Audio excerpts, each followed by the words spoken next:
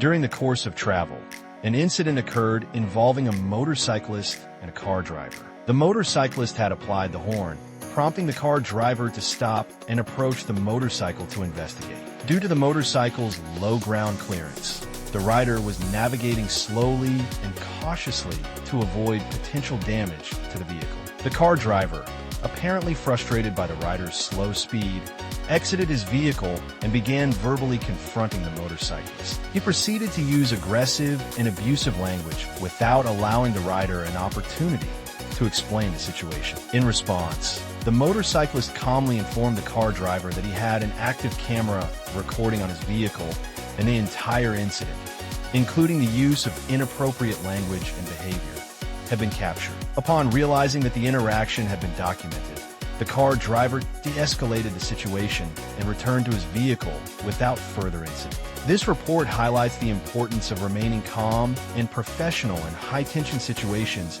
and the value of dash cams or body cams in providing objective evidence during disputes.